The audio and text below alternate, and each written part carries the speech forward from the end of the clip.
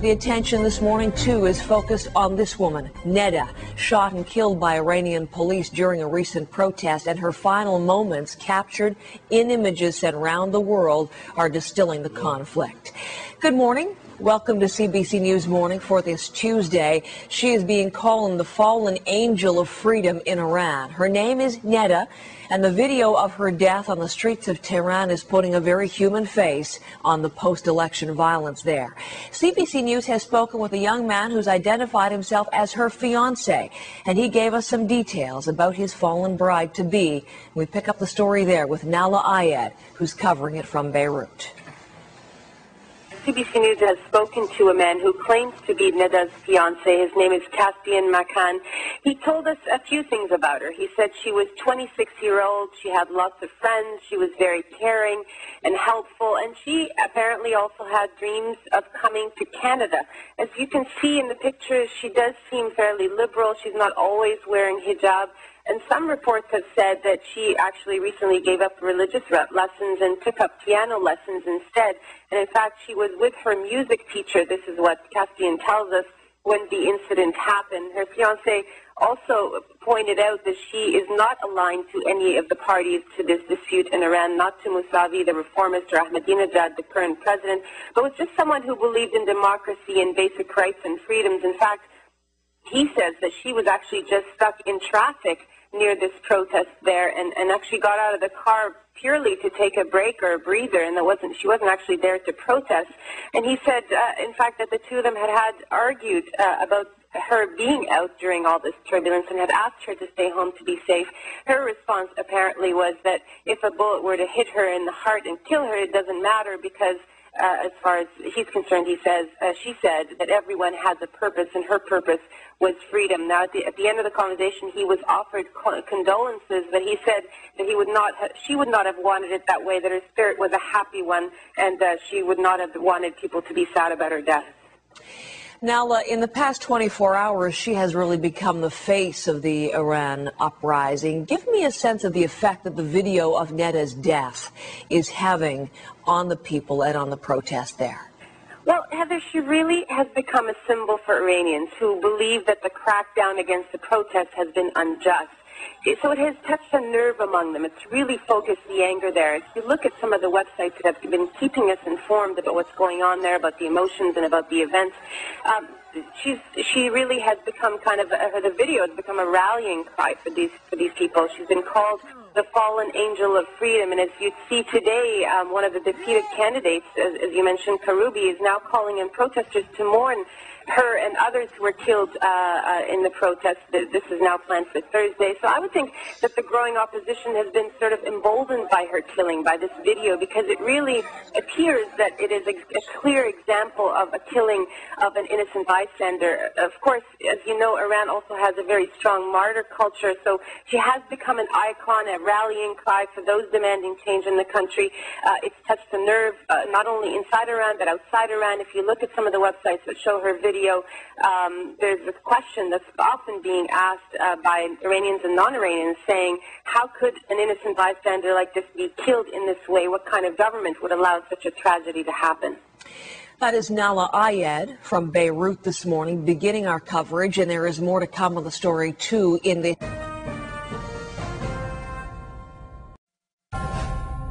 Let's return to our top story now, the unrest in Iran. Until the video of Neda circulated around the world over these past 24 hours, the faces of the crisis were older men, hardline President Mahmoud Ahmadinejad, the supreme leader Ayatollah Ali Khamenei, and defeated candidate Mir Hossein Mousavi. But that has changed in these recent hours after pictures of this young woman, Neda. My guest, Arman Abedi, knew Neda well and is good friends with her fiancé, Caspian, and he's my guest in studio, and thank you for coming in this morning. I'm sorry about the loss of your friend. Tell me a little bit about Neda. Neda was actually the student, and then she was coming out from the university because she had some problem with the authority in the university. And in that day, unfortunately, this tragedy happened. She was with the teacher of the music she had. Her music teacher? Yeah. And then they were on the way to protest, in Azadi Square. So they were in a traffic jam. So they said, okay, the weather was too hot. They said, okay, let's go out, see what's going on, why we are in stock here. So they went out, and she was on the phone with somebody, and suddenly she was shot with one of the paramilitary with the civilian clothing. So a sniper shot in the back. Yeah, At least we yeah. heard. So was she going to the protest, or she was just stuck in the crowd of people who were going to the protest? At that time, she was stalking, but they had a plan to go to the protest. They did.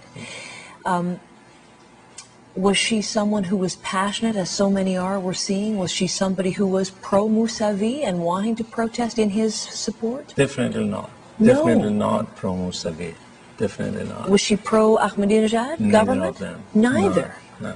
She just happened to be caught between? She was after the real democracy in Iran because she didn't believe on both of them. And the important thing is also she never ever voted for any of those candidates. She did not even vote in the election last Friday. She did not even vote for any of those candidates because she did not accept any of them. She said, for me, the Ahmadinejad, Mousavi, all of them are more or less the same.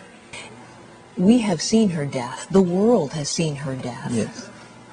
It's hard enough for me who's never met her to watch. Have you seen the footage, have you? Unfortunately, yes. And tell me the thoughts that went through your mind as you watched it.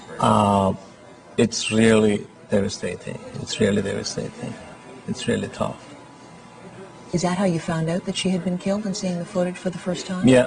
One of our friends, actually, she sent it via email to me on Saturday, and then I called Mr. Caspian Makan, and then he was explaining, this happened, and they were after the body to get the body back from the government.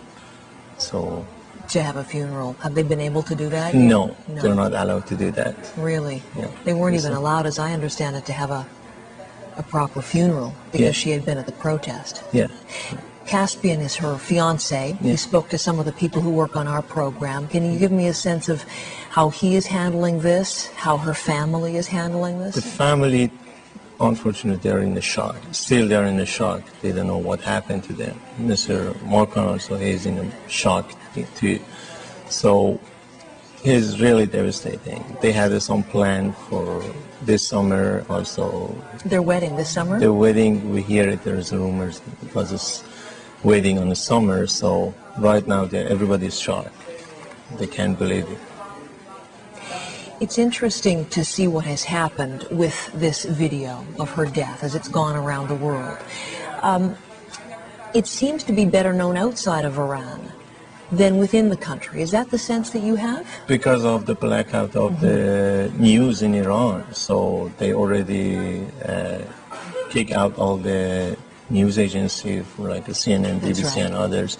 So there's nobody could get them the news and publish it for the people. So, and the only news right now we are getting is through the people. So everybody is right now reporting over there. Everybody is capturing the video, photo, and also send it via YouTube and other social networks. So those of us who are outside, who are seeing it, for so many who are seeing the death of Neda on this video, they are calling her a martyr.